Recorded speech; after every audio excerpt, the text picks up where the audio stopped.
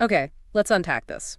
Imagine being right there on the very edge, the very precipice of achieving something truly huge, really monumental. Yeah. A breakthrough that could, not only transform your own life, but maybe reshape how everyone understands existence. Mm-hmm. What kind of final, ultimate test would you expect right then? Would it be, I don't know, a big physical challenge, a super complex puzzle, or maybe something else? Something maybe deeper. Yeah, something far more personal, maybe insidious, and deeply internal. Well, that's exactly the kind of ultimate test we're diving into today. Our focus is Siddhartha Gautama, the figure who became the Buddha. Right. And we're looking at a specific point in his journey. He'd already explored so much, found that miss way. You hear about that balance between extremes, right? Yeah. Indulgence on one side, harsh asceticism on the other. He'd really honed his body and mind. To an incredible degree, yeah. And the texts say he's seated beneath the Bodhi tree, just poised right on the absolute brink of enlightenment, ready for that final, huge breakthrough. And not quite there yet. Not quite. Before he could fully grasp that peace, that wisdom, that ultimate awakening, he had to face something history calls the assaults of Mara. And this is why this whole sequence, this part of the story, just resonates so powerfully, I think. It's not just some ancient legend about a hero fighting a monster, No, it's much richer than that. Exactly. While it's got all this dramatic imagery, sure, and narrative tension, it works on another level. It's this profound, kind of multifaceted allegory for the deep, internal battles we all face. Absolutely. Whenever we're on a path of growth, self-discovery, or even just trying to make a difficult change in our lives, it feels universal. It really does. And the concept of Mara itself, as it's laid out in these texts, is fascinating because it's so much more than just a standard demon figure. Yeah. Some external evil entity. Right, not like in some other myths. Exactly. Right. What's really compelling is that Mara fundamentally represents the internal forces, the things that hinder our own liberation. It's temptation. Temptations, yeah, the attachments we cling to, the fears that creep in, those insidious doubts that rise up from our own minds. He's essentially the personification of everything holding us back from clarity, from freedom, from reaching our highest potential. So we're talking about a struggle that's not just external for the story's sake, but it's deeply, intimately internal. Precisely. It's depicted almost like a final test, a purification, maybe an internal crucible before that complete transformation. And you can almost feel the intensity building, the challenges getting more, sophisticated as you dig into the story. Definitely. This is the moment of truth, you could say. It's where all the internal resistance, all the habits of mind, the conditioning, it all comes to a head. A final showdown. In a way, yeah. The path to awakening demands this final confrontation with everything that defined the unawakened state. Okay, that sets the stage really well. So for anyone maybe new to this or just vaguely familiar, let's dig in a bit more. Who is Mara, really? And what reason could he possibly have for trying to stop Siddhartha? Stopping someone from achieving enlightenment seems counterintuitive, right? Why block something so profound? Well, the name itself, Mara, gives us a huge clue. It's Sanskrit, often translated as death or destroyer. Heavy stuff. Very. But it's not usually interpreted as physical death. It's more like the death of spiritual progress, the destroyer of positive qualities, the slayer of liberation itself. He's not just a character. He embodies what Buddhism calls unskillful emotions or attachments, the mental states that keep us stuck. Like what specifically? Well, the big ones are tanha, which is craving or thirst, that constant wanting more. Yeah. Then arati, aversion or dislike, pushing away what we don't want. Moha, delusion, not seeing things clearly. And fear. Absolutely. Fear plays a huge role. Right. And also the desire for worldly power, for control. Basically, Mara represents everything that binds beings to samsara. Samsara, that cycle of suffering, birth, death, rebirth. Exactly. Driven by karma, driven by attachment. Mara is, metaphorically speaking, the lord of that whole realm of suffering. Wow. Okay, so that paints a much clearer and, kind of chilling picture. He's not just an antagonist. He's the embodiment of the very chains Siddhartha is trying to break. You got it.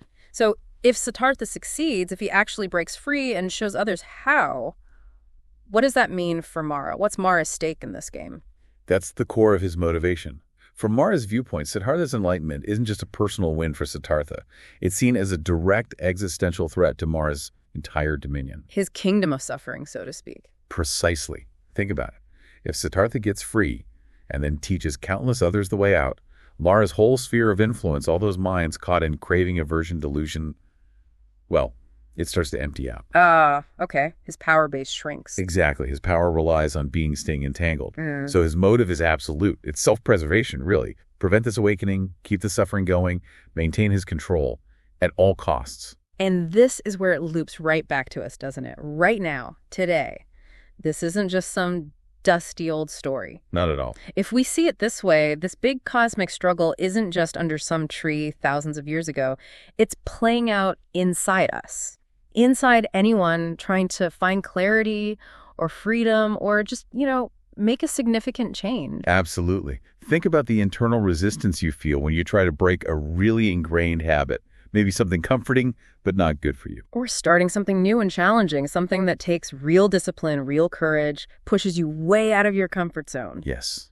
And suddenly, maybe old cravings flare up like crazy, or that little voice of self-doubt starts whispering, you can't do this. Who do you think you are? Yeah, that pull back to what's familiar. That's it. That pull, that comfort with the known, even if the known involves suffering. Because real change, real liberation can feel like losing control to those internal maras. It's those parts of us that just desperately cling to the familiar, right? Even if it hurts. Because the unknown feels, terrifying. Exactly. And when those parts feel threatened by our attempts to change or grow, they don't just stand by. They fight back. They try to sabotage us, pull us back, keep us stuck. Which is precisely what Mara does in the story. And his tactics, as we'll see, they escalate. They get more intense, more cunning. Indeed. The first attacks are often the subtlest, trying to lure you back to what you think you want, what used to bring pleasure, before ramping up to more overt stuff. It's a strategy, testing your resolve from the inside. Okay, so Mara's strategy, true to that pattern, starts subtly. No fire and brimstone right away. Not at all. Instead, he goes for the things Siddhartha had already renounced, appealing to those fundamental attachments, the desires that keep us bound. That's exactly right. Yeah. The first assault is often described generally as seductive women, but the texts specify Mara's 3 daughters.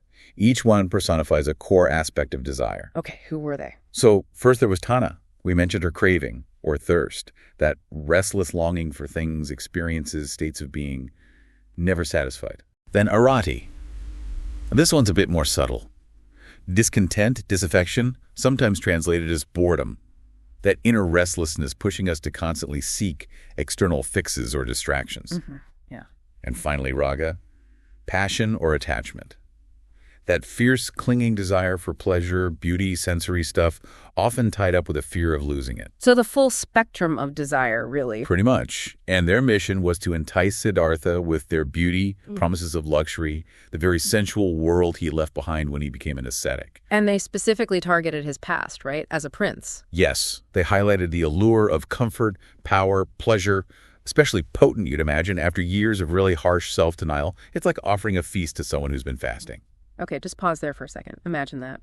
You've spent years deliberately denying yourself comfort, pushing your body and mind through extreme discipline. You're right at the finish line, exhausted but focused. And then, bam, the ultimate temptation, beauty, pleasure, comfort, presented in its most alluring form. It must have been incredibly potent. The pull must have been immense. Any normal human mind conditioned to seek pleasure and avoid pain could easily just slip back. Easily. But the story says Siddhartha remained totally unmoved. His mind was steadfast, anchored. It couldn't just be willpower, could it? It feels deeper than that. Like he saw through it somehow. I think that's exactly it. It wasn't about gritting his teeth and resisting overwhelming desire. It was about insight. Profound insight. Into what? Into the nature of those pleasures themselves. His unwavering focus came from a deep understanding of impermanence. He knew, experientially, that such pleasures don't last and ultimately aren't satisfying. Because he'd lived that life. He lived it. As a prince, he'd explored indulgence thoroughly. He knew its limits, knew it couldn't bring real lasting peace or freedom, just temporary highs followed by more craving. So he saw the illusion. He saw through the illusion of permanence in beauty and pleasure, recognized them as fleeting. And because of that deep, lived understanding, Mara's daughters had no power over him. Their allure just couldn't find any purchase in his mind. Their beauty withered, the text said. It withered and they vanished. They couldn't trap him in their illusion. That is such a critical point. It really raises a question for us, doesn't it? How often do we truly, deeply internalize the impermanence of the things we crave? Yeah. Siddhartha's mastery wasn't brute force suppression. It was transcendence through insight. Seeing desire for what it is temporary. Exactly. Not fighting it, but understanding it. So bringing this into our lives, Yeah. what's the challenge here for you listening? Think about those persistent distractions, the shiny objects, the instant fixes, the endless scrolling, the comfort zones that keep pulling you away from deeper goals. From the hard work that actually leads to growth. Right. This story is this powerful reminder that real freedom, real satisfaction comes not just from saying no with willpower, but from understanding the nature of the temptation itself. Seeing its impermanence, its ultimate inability to deliver lasting happiness. It's about cultivating that clear seeing, that intuitive grasp of the illusion, rather than just wrestling with it, moving from resistance to understanding, to non-attachment. And when the mind sees through it, the pull just dissolves. It's no longer bound. Okay. Powerful lesson. But Mara doesn't just pack up and go home after that failure, right? Not a chance. When subtle seduction fails, what's plan B? He certainly doesn't give up, having tried the soft approach and failed. He switches gears completely. Mara unleashes his army, this terrifying horde of grotesque demons, carrying weapons, shouting threats, conjuring up horrifying illusions. It's a total shift. From allure to aggression, pure terror. This was a direct, full-on assault. Not targeting desire this time, but Siddhartha's courage, his resolve, his basic physical and psychological strength. Trying to break him through fear. Absolutely. The text described them hurling flaming mountains, showers of sharp weapons, torrents of mud and rock, everything designed to overwhelm him with sheer terror. To break his concentration. Break his concentration, make him doubt his strength, make him feel it's too dangerous, too scary, and ultimately make him get up and run away from that seat under the Bodhi Tree. Abandon the spot of his potential awakening. Exactly. Flood his mind with primal fear, with the instinct just to survive, to get away. So this overwhelming display of force, this psychological warfare, what does Siddhartha do? Does he fight back? Zap them with powers? No, and that's what's so remarkable. He doesn't engage in outward resistance at all. The accounts describe this incredible inner transformation having an external effect. How so? The weapons thrown at him, they say, turned into flowers before they reached him. The flames became like soft lotus petals. Wow. It wasn't about blocking or fighting. It was about his inner state, fundamentally changing the nature of the attack. His inner mastery rendered the external threats completely harmless. Okay, that's fascinating. So you're saying this really highlights that these were fundamentally internal battles, even with all that vivid external imagery. I think that's a key interpretation, yes. The demons, the weapons, the flames, in a deeper sense, they're manifestations of his own remaining fears, his own doubts, his own attachments, projected outward in this terrifying vision. Like the last desperate surge of his own unawakened mind trying to regain control. Exactly. And his defense wasn't aggression, it was qualities like boundless compassion, unwavering, loving kindness. These qualities transformed the very tools of fear. His calm, unshakable mind was the ultimate shield. Not by repelling, but by dissolving and transforming the negativity. Precisely. He wasn't fighting an external enemy. He was resolving the last bits of internal conflict within himself, turning the very energy of aggression into something harmless, even beautiful. It shows that real strength isn't about overpowering, but transforming your relationship to perceived threats. That's a really crucial distinction to unpack. So his victory wasn't over Mara's army out there, but over his own inner turmoil, the internal stuff that gives rise to fear and doubt in the first place. It wasn't about meeting force with greater force, but about changing his internal landscape so profoundly, cultivating equanimity, loving kindness, that threats just lost their power. They dissolved. An incredible, almost counterintuitive way to think about resilience, isn't it? The power of inner transformation. It really is. And it makes you wonder, how often do we try to fight our own fears or doubts head on, like they're external enemies to be beaten? Yeah, when maybe they're constructs of our own minds.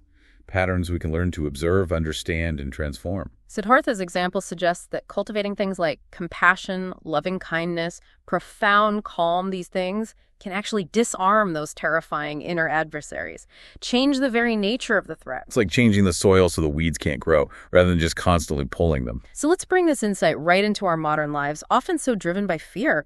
What does this mean for you, listening? Think about those moments when fear just tries to stop you cold.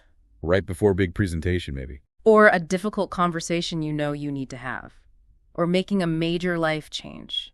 Those doubts start whispering. This teaches us that the best shield isn't necessarily brute force, or even trying to avoid the fear. It's cultivating those inner states, compassion, calm, and understanding that often these demons are our own projections, born from our conditioning. It's a shift from battling to transforming, from resisting to understanding. Yeah. Okay, so the physical intimidation failed, the psychological terror failed. Mara threw everything at him, and it just dissolved. He's running out of options. But he has one last trick, something really insidious. Yes.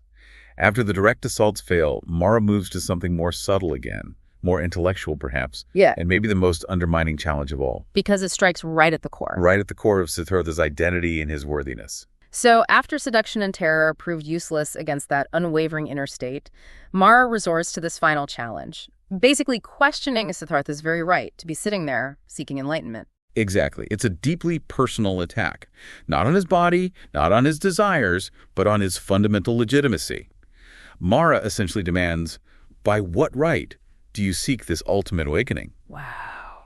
He even claims audaciously that he, Mara, has greater merit from past deeds, more spiritual brownie points, if you like. Seriously? Yes.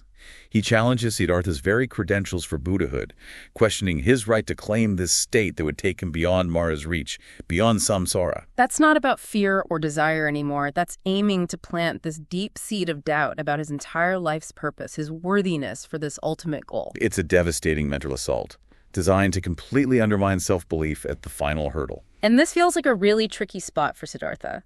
Because how do you prove your accumulated merit, your virtue across countless lives? Right. In that moment, who's there to vouch for him? He has no external witness to all those acts of generosity, wisdom, virtue, no celestial spreadsheet he can just call up. It seems unprovable to an outsider. And that's where the story takes this incredibly powerful symbolic turn.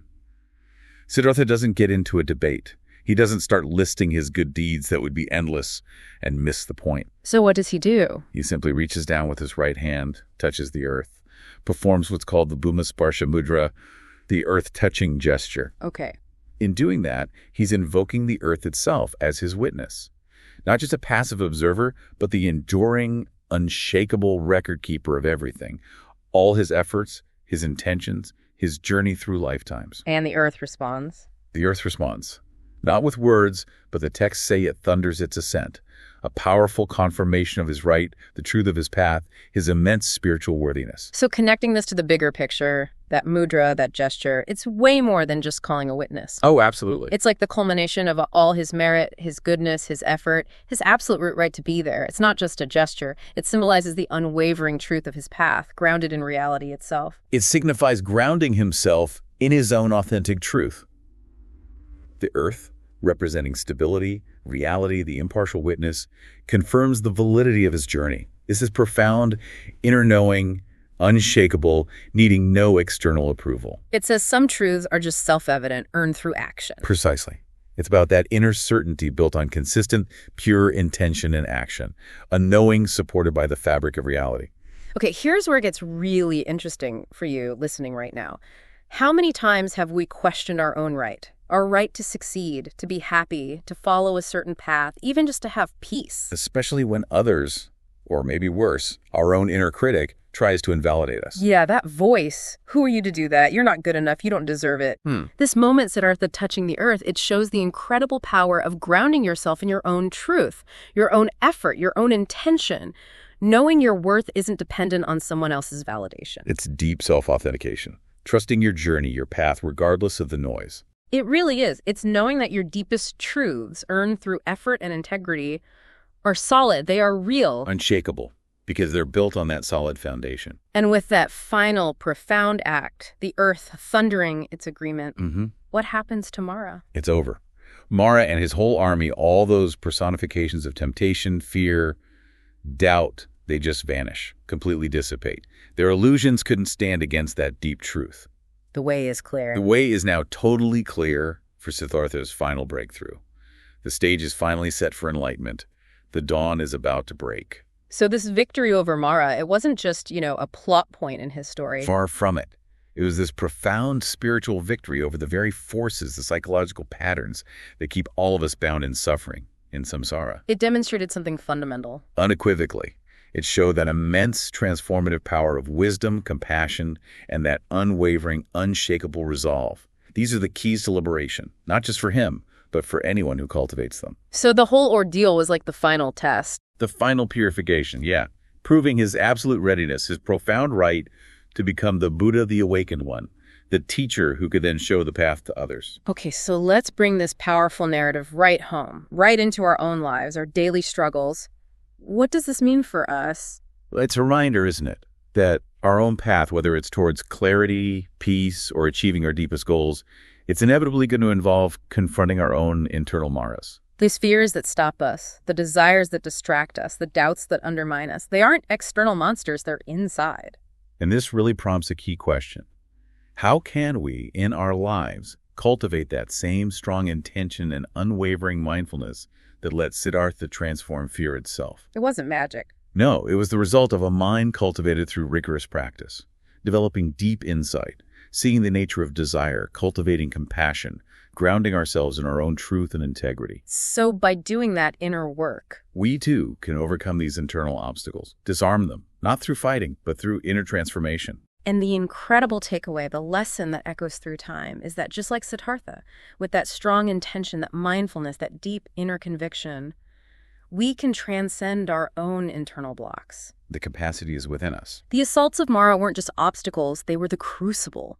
They forged Siddhartha into the Buddha. And in doing so, they gave us this timeless map, showing that our struggles aren't roadblocks, but actually part of the journey, necessary steps towards our own awakening. The assaults of Mara, dramatic, symbolic, yes, but ultimately revealing the immense power of a mind truly unshakable. By temptation, by terror, by doubt, it's a profound reminder that the real battlefield is primarily within each of us. Thank you for joining us on this deep dive into such a critical, powerful moment. It's a story packed with lessons that keep unfolding, inviting us to look inward. So maybe consider this.